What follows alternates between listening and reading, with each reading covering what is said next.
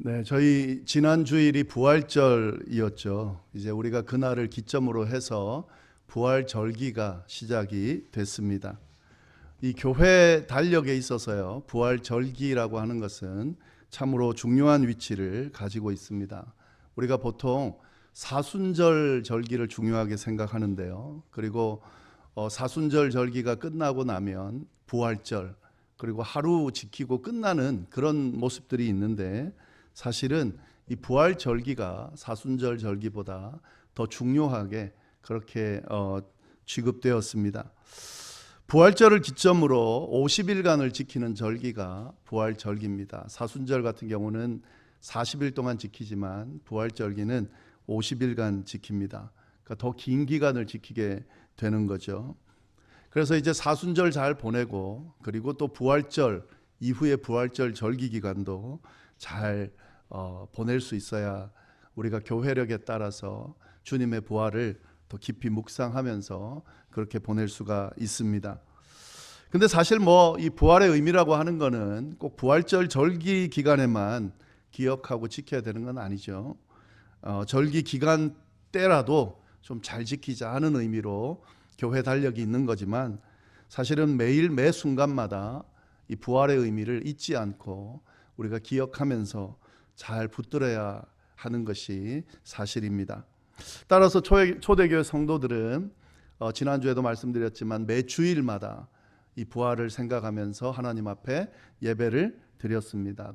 그리고 난 뒤에 그 부활의 의미를 가지고 매주 삶을 살아갔습니다. 그러니까 매 순간마다 이 부활 소망을 가지고 살아갔다고 볼 수가 있는 거죠. 이 부활의 의미를 생각한다는 것, 또 부활 소망을 가지고 살아간다는 것은 우리 기독교 신앙에 있어서 아주 중요한 부분입니다. 그래서 우리가 이렇게 중요하게 지키고 있는 거죠. 근데 이 부활의 의미를 우리가 생각할 때에 단순히 예수님께서 죽으셨다가 다시 살아나셨다, 이것 때문에 우리가 굉장히 붙들려고 하고 이 부활의 소망을 가지려고 하는 거냐? 그렇지만은 않습니다. 예수님께서 죽으셨다가 다시 사신 것, 이거 참 중요하죠. 이게 핵심이죠. 붙들어야 되는 거죠. 그러나 우리가 부활 소망을, 부활 신앙을 중요하게 생각하는 이유는 이 주님이 부활하신 것처럼 주님을 믿는 자들, 부활을 믿는 자들도 주님처럼 죽음을 이기고 부활할 거라고 하는 그 의미 때문에 우리가 이 부활 소망을 중요하게 생각하는 거고, 부활 신앙을 중요하게 생각하는 거죠. 예수님이 부활하셨다, 참 대단한 일이죠. 그러나 그것이 우리와 상관이 없다고 한다면 그건 우리에게는 사실 이렇게까지 중요하게 생각하고 붙들 이유가 없는 거죠. 주님이 부활하셨다, 그 주님의 부활로 인해서 우리도 부활할 수 있다라고 하는 그 신앙이, 그 믿음이, 그 의미가 우리에게 중요하고 또 도전이 되고 희망이 되는 거죠. 그러니까 부활의 소망을 가지고 살아간다는 것은, 부활의 의미를 제대로 알고 살아간다는 것은 나도 부활할 수 있다, 나도 죽음을 이길 수 있다, 나도 죽음을 이기고 영원토록 살 수 있다라고 하는 그런 희망을 가지고 믿고 살아간다는 것을 의미하는 거다 하는 거죠. 이런 희망을 가지고 살아가기 때문에 우리 기독교인들이 믿지 않는 이들과 좀 다른 겁니다. 이렇게 살아간다고, 우리 보통 일반적으로 그렇게 살죠. 모든 사람은 다 죽는 거다. 우리가 태어날 때부터 우리의 삶은 죽어가는 거다. 그리고 나이가 들수록 죽음을 향해 우리의 삶이 치닫고 있는 거다. 그리고 결국에는 죽게 되고 죽으면 다 끝나게 되는 거다. 부활을 믿지 않기 때문에 당연히 나올 수 있는 생각입니다. 우리의 일반적인 사람들이 가지고 있는 그런 생각입니다. 근데 만약에 이것만 가지고 살아간다 그러면 참 우리 인생이라는 것이 그 큰 의미 없이 참으로 절망적인 그런 삶을 살 수밖에 없겠죠. 근데 죽음이 끝이 아니라고 믿는 거죠. 죽음이 끝이 아니라 다시 살아날 것이라고 믿는 거죠. 다시 살아나는 정도가 아니라 영원토록 살 것이라고 믿는 거죠. 이것이 부활신앙을 가지고 있는 사람인데, 이 소망, 이 신앙을 가지고 있다라고 하면 죽음이 끝이라고 하는 사람들과는 분명히 다를 수밖에 없는 거죠. 더 희망차고 더 소망을 가지고 살 수밖에 없는 거죠. 이게 부활을 소망을 가진 사람과 가지지 않은 사람의 차이점이다 하는 거죠. 그리고 부활 소망, 부활 신앙을 가지고 있는 사람이 희망차게 소망을 가지고 살아갈 수밖에 없는 이유가 여기에 있는 겁니다. 그런데 이 부활 신앙에 대해서 지금 예수님이 죽었다가 살아나신 이야기, 그리고 그 사실을 믿는 이들이 우리도 부활할 수 있다는 이야기, 이런 믿음에 대해서 이야기를 했는데, 사실은 이 부활 신앙은 죽었다가 다시 살아나는 것만을 의미하는 것은 아닙니다. 부활 신앙을 갖고 있다라고 하는 것이 죽고 난 뒤에 다시 살아나고 영원히 살 것이라고 하는 사실을 믿는 것만을 이야기하는 것은 아니다 하는 거죠. 그 이상의 의미가 있다는 것을 우리가 좀 깨달을 필요가 있습니다. 다시 죽었다가 살아나는 것 이상의 의미가 부활신앙에 담겨 있다 하는 거죠. 그게 뭔가, 이 부활신앙, 부활소망이라고 하는 것은 오늘을 살아가는 사람들에게, 오늘을 살아가는 우리에게 삶을 희망차고 소망 있게 바라볼 수 있도록, 살아갈 수 있도록 이끄는 힘이 있다라는 사실을 우리가 기억할 필요가 있습니다. 부활신앙을 가지고 내가 살아가고 있다라고 하는 것은 나는 죽음 이후에 희망이 있다, 이걸로 끝나는 것이 아니라 오늘 이 자리에, 이 삶의 순간, 이 순간 가운데 희망이 있다는 것을 믿고 드러내면서 살아가는 것을 의미한다 하는 거죠. 죽음이 끝이 아니라 소망이 있다, 이렇게 살아가고 있는 거죠. 영원히 살 거다, 이렇게 소망을 가지고 살아가는 거죠. 근데 그 소망 안에서 오늘을 살아가는 거죠. 오늘을 희망차게 살아가는 거죠. 오늘 나에게 주어진 시간을, 주어진 삶의 과정을 이 부활의 소망 안에서 바라보고 감당하고 겪어내고 경험하고 살아가는 것이 바로 부활신앙이다 하는 거죠. 이 부활신앙을 갖고 있는 사람들을 보면은요, 그냥 평범하지가 않습니다. 평범하지가 않다는 것을 우리가 볼 수가 있습니다. 더 구체적으로 표현한다면 뭔가 힘이 있어요. 능력이 있습니다. 그들의 삶을 가만히 보면 무기력하지가 않습니다. 굉장히 힘있게 그 삶을 살아갑니다. 그의 삶을 보면 그닥 평안하지도 않고 평탄하지도 않는데도 불구하고, 여러 가지 시련과 역경이 있음에도 불구하고, 또 어떤 면에서는 저 고통과 고난의 순간을 겪고 있는 것이 축복일까라고 드는 그런 힘든 순간을 경험함에도 불구하고 부활신앙을 가진 사람들을 보면 그런 것이 전혀 영향을 끼치지 못한다는 거죠. 절망적인, 또 비관적인 그런 삶으로 다가가지 않는다는 거예요. 그 가운데서도 소망을 잃지 않고, 그 가운데서도 부활에 대한 희망을 잃지 않고, 그 가운데서도 그 삶을 포기하지 않고 힘있게 헤쳐나가면서 살아가더라 하는 거죠. 부활신앙을 가지고 있는 사람들의 모습을 보면 이런 힘과 능력이 있다는 것을 우리가 알 수가 있습니다. 여러 가지 예들이 있습니다. 다 말씀드릴 수는 없고요. 이 예수님의 제자들을 보면은 우리가 한 가지 알 수 있는 부분이 있는데, 이 예수님의 제자들이 180도로 바뀌는 모습을 보여줍니다. 그들은 원래 어떤 모습을 갖고 있었냐면 참 무능력하고 무기력하고 아주 연약한 그런 사람들이었습니다.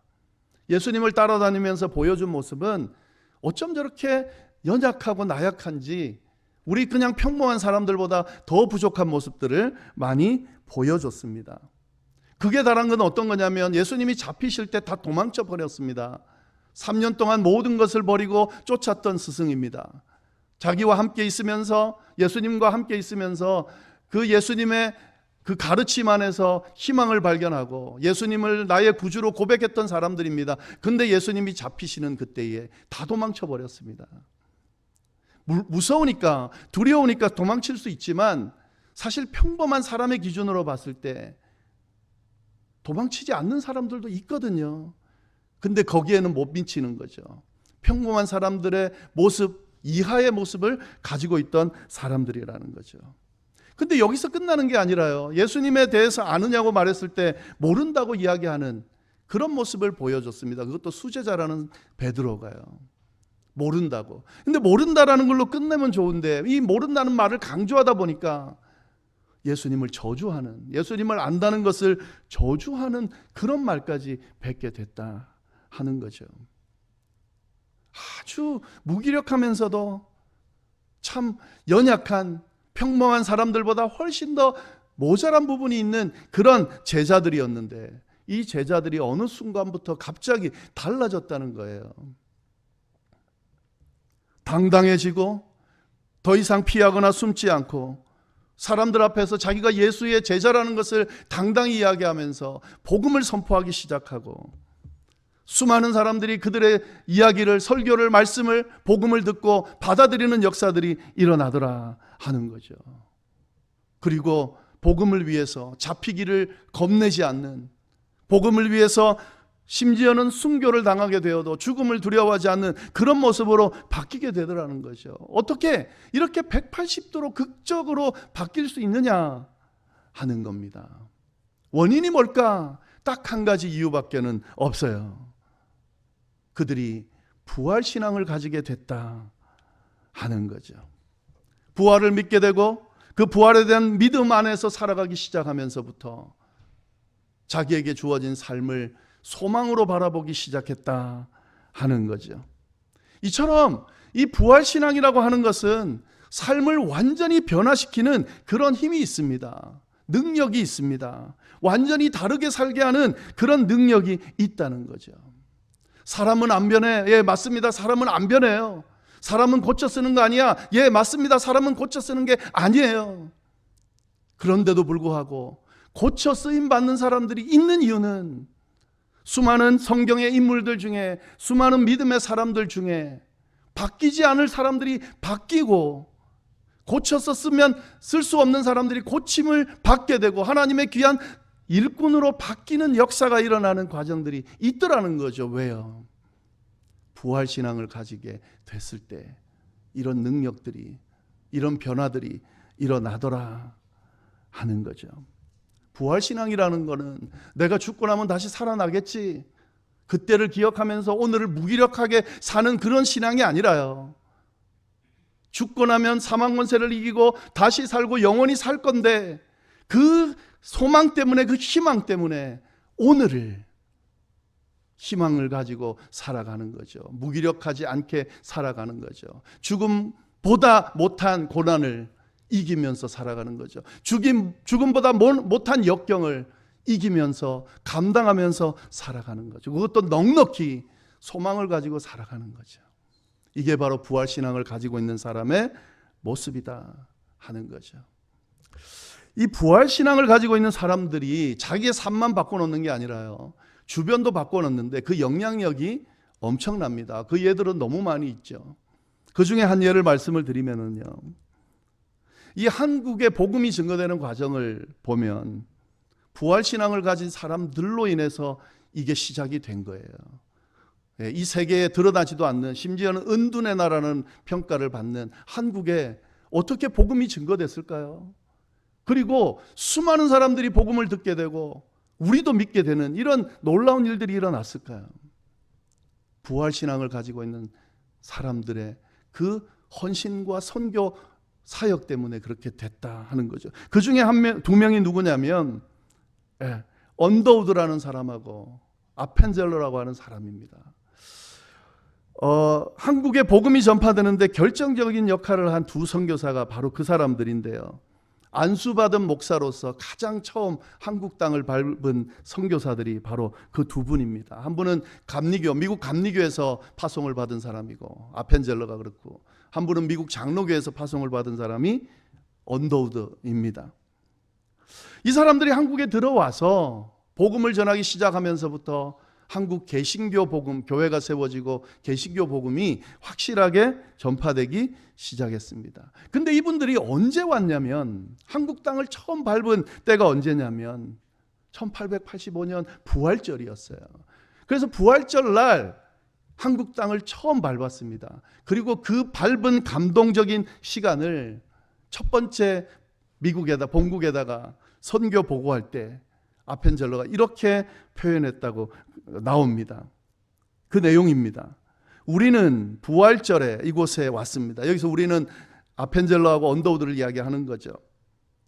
그날 사망의 철장을 쳐부수고 부활하신 주님께서 조선의 결박을 끊어주시고 하나님의 자녀로 빛과 자유의 세계로 인도해 주시기를 기도했습니다.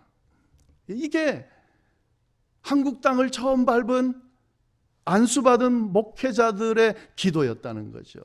부활하신 주님을 믿는, 부활신앙을 믿는 이들이 지금 은둔의 나라, 희망이 없는 은둔의 나라라고 평가받는, 누구도 주목하지 않는, 알지도 못하는 그 한국 땅에 와서 이 한국 땅을 사로잡고 있는 사망의 철장을 다 쳐부수고 부활하신 주님께서 조선의 결박을 끊어주시고 하나님의 자녀로 빛과 자유의 세계로 인도해 주시기를 기도하는 그 기도로 인해, 그 응답으로 인해 한국의 복음이 증거되고 우리가 믿게 되는 역사가 일어났다 하는 거죠. 부활신앙을 가지고 있는 이의 능력이 이 정도의 힘이 있다 하는 겁니다. 여러분, 부활신앙을 믿는다는 것은 이걸 이야기하는 거예요. 죽음과도 같은 역경, 고난, 힘든 일들을 이겨내고 살아내는 나의 삶뿐만 아니라 나로 인해 내 주변이, 내 가족이, 내 나라가, 이 세계가 변화되게 만들어지는 그런 역사와 능력을 드러내는 사람들이 바로 부활신앙을 가지고 있는 사람들이다 하는 거죠. 그 신앙을 내가 갖고 있는지, 그 부활신앙을 내가 드러내고 있는지를 잘 질문해 볼 필요가 있고, 이 부활절기 기간 동안 묵상하면서 그런 모습을 가지게 될 수 있기를 간절히 바랍니다. 자, 그러면 한 가지 우리 궁금한 게 있잖아요. 부활신앙이 이렇게 만든다라고 하면 도대체 그게 뭐길래 이런 능력을 발휘하는가 하는 거죠. 단순하게 야, 나 죽으면 다시 살 거야, 영원히 살 거야 하는 그 소망이, 그 소망 하나로 이런 변화를 일으키면서 살게 되냐 하는 거죠. 나중에 언제 죽을지도 모르는 그 시점에 죽고 나면 다시 살 것에 대한 희망 때문에 내가 오늘을 희망차게 능력을 가지고 살 수 있겠냐는 거죠.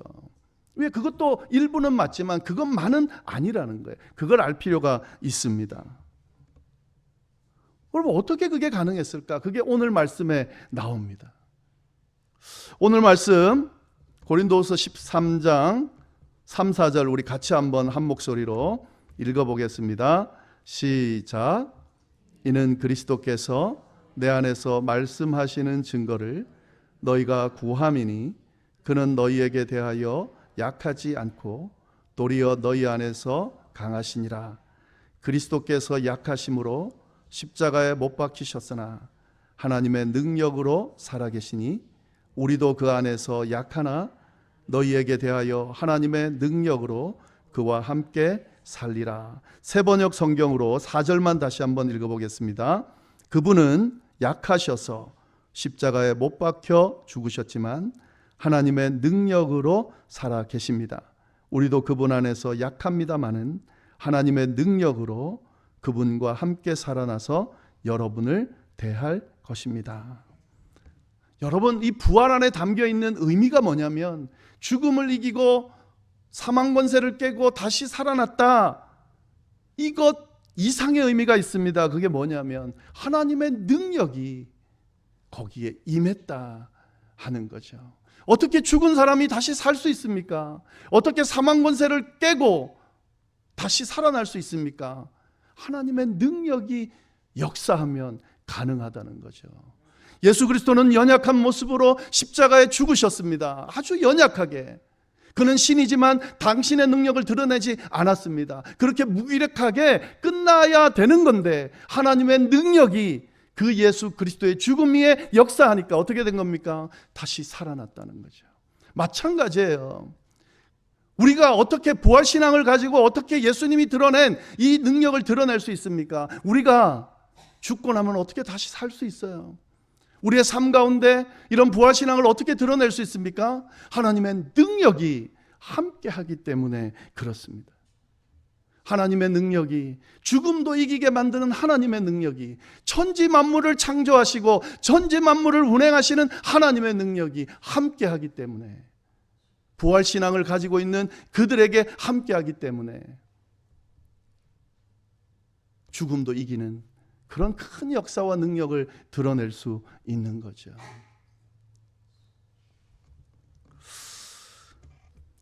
지난 주일날 우리가 부활절날 그 찬양팀과 함께 불렀던 네 곡 중에 마지막 곡이 있습니다. 제가 정말 좋아하는 곡인데요, 주의 선한 능력으로라고 하는 제목의 찬양입니다.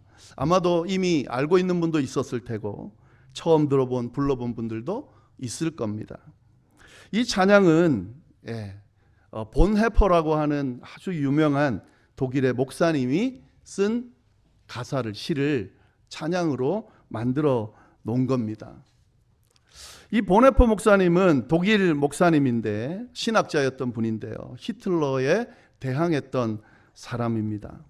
히틀러에 대해서, 히틀러의 독재에 대해서, 특히 히틀러를 겨냥했다기보다는 그 히틀러 옆에 딱 붙어가지고 권력의 앞잡이 노릇을 하는 독일 교회를 향해서 그는 열심히 비판했습니다. 그 당시에는 매체가 라디오 매체고 신문 매체니까 이걸 통해서 끊임없이 글을 쓰면서요, 또 방송을 하면서 설교를 하면서 그들이 잘못됐다라는 것을 이야기를 했습니다. 그러다가 잡히게 되고요, 그리고 특히나 히틀러 암살 모임에 가담했다가 결국에 발각돼서 잡히게 됐습니다. 그래서 수용소에서 처형됐어요. 근데 그 본헤퍼가 죽기 전에 마지막으로 쓴 편지가 있습니다. 가족에게, 특히 약혼녀가 있었는데 그 약혼녀에게 보낸 편지가 있는데 그 편지의 내용이 바로 선한 능력으로라고 하는 가사입니다. 그 가사를 가지고 독일의 어떤 그 음악가가 곡을 썼고요, 그래 그 곡이 번역이 돼서 우리가 지난주에 불렀던 그 곡이다 하는 거죠. 우리가 부르는 가사도 은혜롭지만요, 그 독일어로 된 그 가사가 좀 더 은혜롭습니다. 제가 한번 쭉 읽어 드리도록 하겠습니다. 선한 능력에 언제나 고요하게 둘러싸여서 보호받고 위로받는 이 놀라움 속에 여러분과 함께 오늘을 살기를 원하고, 그리고 여러분과 함께 새로운 한 해를 맞이하고 싶습니다. 선한 능력에는 우리는 너무 잘 보호받고 있으며 믿음으로 일어날 일을 기대하고 있습니다. 하나님께서는 밤이나 아침이나 우리 곁에 계십니다. 또한 매일 새로운 날에 함께 하십니다. 옛것이 여전히 우리의 마음을 괴롭게 하고 어두운 날들의 무거운 짐은 여전히 우리를 짓누르지만, 오 주님, 내몰려 버린 우리의 영혼에게 주님께서 준비해 놓으신 구원을 주십시오. 선한 능력에 우리는 너무 잘 보호받고 있으며 믿음으로 일어날 일을 기대하고 있습니다. 하나님께서는 밤이나 아침이나 우리 곁에 계십니다. 또한 매일 새로운 날에 함께 하십니다. 주님께서 우리의 어둠 속으로 가져오신 그 촛불들이 오늘 밝고 따뜻하게 타오르게 하여 주십시오. 우리가 다시 하나 되게 하여 주십시오. 우리는 압니다. 주님의 빛이 밤을 밝히고 있음을. 선한 능력에 우리는 너무 잘 보호받고 있으며 믿음으로 일어날 일들을 기대하고 있습니다. 하나님께서는 밤이나 아침이나 우리 곁에 계십니다. 또한 매일 새로운 날에 함께 하십니다. 수용소에서 죽음 직전에 그가 고백한 이 고백의 내용을 보면은 나는 괜찮습니다. 평안합니다. 왜요? 하나님께서 보호하고 계십니다. 나와 함께하고 계십니다. 도리어 그 하나님의 능력 안에서 나는 선한 일이 일어날 것을 기대하고 계십니다. 있습니다. 밤이나 아침이나 우리 곁에 계신 그 하나님의 능력으로 인하여 나는 매일 새로운 날 보내고 있다. 이렇게 고백하고 있습니다. 이것이 바로 부활신앙을 가지고 있는 이의 고백이고, 부활 가운데 임재하신 하나님의 능력을 믿는 자의 고백이라는 사실을 우리가 기억하면서 우리도 이런 부활신앙을 가질 수 있기를 이 부활신앙으로 오늘을 넉넉하게 승리하며 살아갈 수 있기를 간절히 바랍니다. 기도하겠습니다.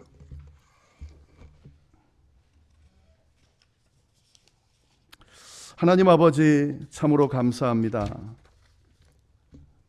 부활 절기 기간 주님의 부활을 묵상할 수 있도록 인도하시고, 특별히 하나님, 이 부활절 두 번째 주일에 주님의 말씀을 통하여 부활의 의미를 다시 한번 기억하게 하시니 감사합니다. 부활을 통해 드러나신 하나님의 그 능력이 부활을 믿는 우리에게 임재하고 있다는 사실을 우리가 기억하면서 주님의 그 크신 능력과 함께 오늘을 넉넉히 이기며 살아가는 우리 모두가 될 수 있도록 주여 인도하여 주옵소서. 함께하여 주심에 감사하고 모든 말씀을 살아계신 예수님의 이름으로 기도드립니다. 아멘.